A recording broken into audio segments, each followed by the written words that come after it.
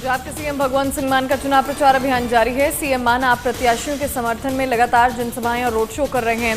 CM मान ने बठिंडा में आम आदमी पार्टी के लोक मिलनी कार्यक्रम में शामिल हुए। उन्होंने जनसभा को संबोधित किया।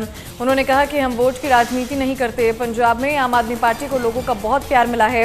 हमारी सरकार ने पंजाब में फ्री बिजली दी और 43,000 नौकरियां दी। उन्होंने कहा कि वह लोगों के पास सीएम नहीं बल्कि एक आम आदमी बनकर जाते हैं।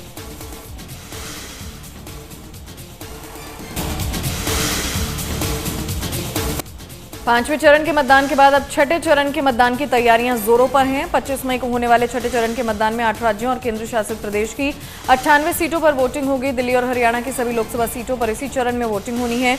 छठे चरण में सबसे ज्यादा 223 प्रत्याशी हरियाणा में उतरे हैं। जम्मू कश्मीर के अनंतनाग राजौरी लोकसभा सीट पर भी मतदान इसी चरण में है। यहां तीसरे चरण में वोटिंग होनी थी, लेकिन चुनाव को स्थगित कर छठे चरण में करने का फैसला लिया।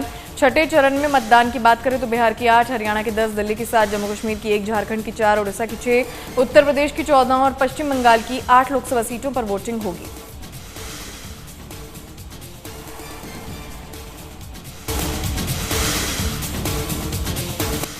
लोकसभा चुनाव को लेकर चुनाव आयोग ने पंजाब में बड़ी कार्रवाई की। निर्वाचन आयोग ने पंजाब पुलिस के 2 अधिकारियों को उनके वर्तमान पदों से गैर चुनाव कर्तव्यों में ट्रांसफर कर दिया। मुख्य चुनाव अधिकारी कार्यालय के प्रवक्ता ने बताया कि वर्तमान में लुधियाना के पुलिस आयुक्त के रूप में कार्यरत उनके वर्तमान पदों से स्थानांतरित कर दिया है। पंजाब के मुख्य सचिव को लिखे पत्र में ईसीआई ने निर्देश दिए हैं कि दोनों अधिकारियों को गैर चुनाव संबंधित कर्तव्यों को सौंपा गया।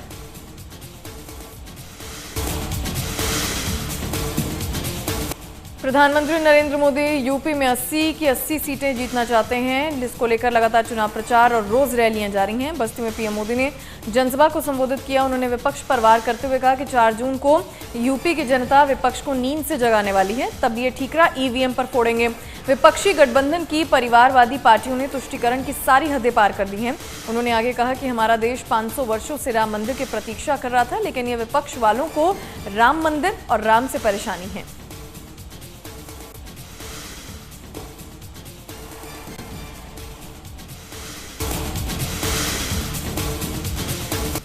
उत्तर प्रदेश के श्रावस्ती में प्रधानमंत्री नरेंद्र मोदी ने चुनावी जनसभा को संबोधित किया। उन्होंने कहा कि इंडिया गठबंधन में 3 भयंकर बीमारियां हैं, जिससे देश को सावधान रहना जरूरी है।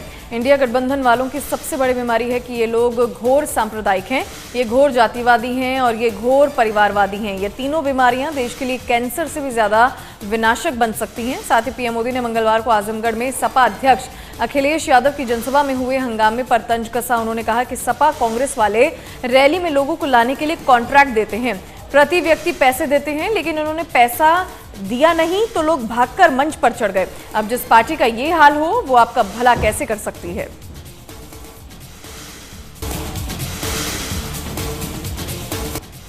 पश्चिम बंगाल के कांथी में केंद्रीय गृह मंत्री अमित शाह ने जनसभा को संबोधित किया। उन्होंने ममता बनर्जी पर वार किया। उन्होंने कहा कि राम मंदिर के प्राण प्रतिष्ठा का निमंत्रण ममता दीदी को दिया गया था, लेकिन वह प्राण प्रतिष्ठा समारोह में अयोध्या नहीं गई क्योंकि वे अपने वोट बैंक से डरती हैं। उन्होंने आगे कहा कि कांथी वाले लोग उनका वोट बैंक नहीं हो, उनका वोट बैंक वो घुसपैठिए हैं, उनके डर से वह नहीं गई। ममता दीदी विरोध करती रह गई, लेकिन हमने सीएए पारित किया और हमारे शरणार्थी भारतीयों को हमने नागरिकता दी।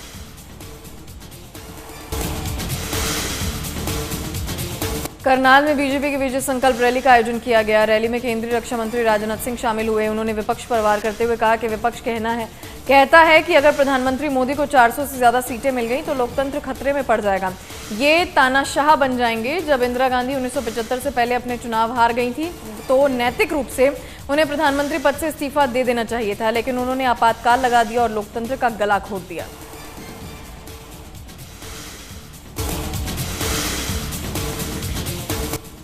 उत्तर प्रदेश के सीएम योगी आदित्यनाथ का यूपी में लोकसभा चुनाव प्रचार अभियान जारी है। सीएम योगी ने जौनपुर में बीजेपी प्रत्याशी कृपाशंकर सिंह के समर्थन में जनसभा को संबोधित किया। उन्होंने विपक्षी गठबंधन पर वार करते हुए कहा कि अब तो समाजवादी पार्टी और कांग्रेस की स्थिति ये है कि जब वे सत्ता से कोसों दूर हैं तब वे अपने नेता का सम्मान नहीं कर पा रहे। रोज भगदड़, रोज अराजकता, रोज मारपीट।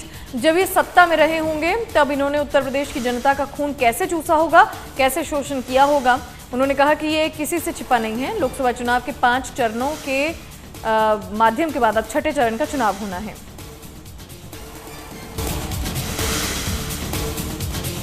रक्षा मंत्री राजनाथ सिंह और करनाल से बीजेपी प्रत्याशी मनोहर लाल मौजूद रहे। मनोहर लाल ने जनसभा को संबोधित करते हुए कहा कि हरियाणा में राजनाथ सिंह के कार्यक्रमों से नया उत्साह मिलेगा। मुझे विश्वास है कि हरियाणा में 11 की 11 सीटें जीतकर पीएम मोदी की झोली में डालेंगे।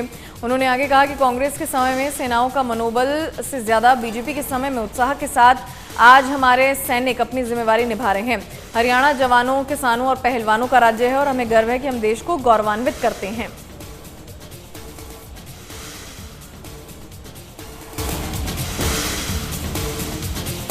गुरुग्राम लोकसभा से भाजपा प्रत्याशी राव इंद्रजीत सिंह गांव मीरपुर पहुंचे। उन्होंने सरपंच संजू यादव की अगुवाई में जनसभा को संबोधित किया। इस दौरान जनसभा के दौरान लोगों को काफी भीड़ भी देखने को मिली। पत्रकारों से बातचीत में राव इंद्रजीत सिंह ने कहा कि अभी तक 80% गुरुग्राम लोकसभा क्षेत्र को कवर किया जा चुका है। उन्होंने कहा कि हमारे सामने कोई चुनौती नहीं है, केवल जीत नजर आ रही है।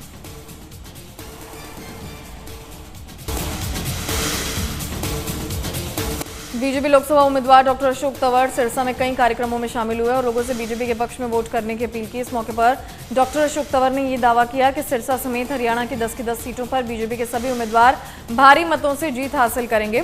डॉक्टर अशोक तंवर ने प्रियंका गांधी के रोड शो पर प्रतिक्रिया दी और कहा कि कल सिरसा में होने वाले प्रियंका गांधी के रोड शो का कोई असर नहीं रहने वाला। उन्होंने कुमारी शैलजा पर भ्रष्टाचार का आरोप लगाते हुए कहा कि कुमारी शैलजा ने छत्तीसगढ़ में भ्रष्टाचार को बढ़ावा दिया।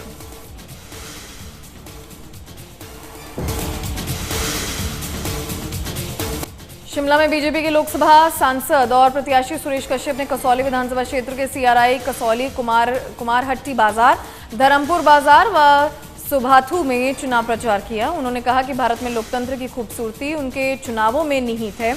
ये उपलब्धि अपने आप में महत्वपूर्ण है, जो भारतीय जनता पार्टी की मजबूत स्थिति और लोकप्रियता को दर्शाती है।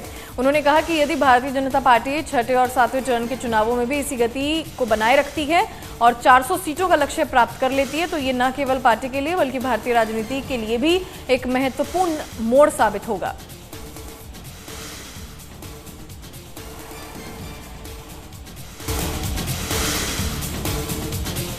प्रयागराज में यूपी के डिप्टी सीएम केशव प्रसाद मौर्य ने कांग्रेस पर वार करते हुए कहा कि कांग्रेस तो झूठ बोलने की मशीन है। आजादी के बाद देश में लगातार सत्ता में रहने के बाद झूठ कांग्रेस बोलती है। उनके पास लोकसभा चुनाव में बीजेपी के खिलाफ कोई मुद्दा नहीं है। जब भी कांग्रेस की सरकार रही उन पर बड़े बड़े भ्रष्टाचार और घोटालों के आरोप लगते रहे, लेकिन पीएम मोदी के खिलाफ एक भी आरोप नहीं है।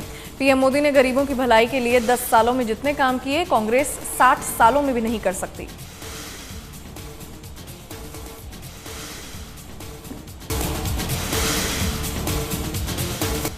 बिहार बीजेपी ने भोजपुरी गायक पवन सिंह को पार्टी से निष्कासित कर दिया। पवन सिंह को एनडीए के आधिकारिक उम्मीदवार के खिलाफ चुनाव लड़ने पर बीजेपी ने निष्कासित किया है। पवन सिंह काराकाट लोकसभा सीट से निर्दलीय उम्मीदवार के तौर पर चुनाव लड़ रहे हैं, जिसके तहत पार्टी ने उनके खिलाफ एक्शन लिया।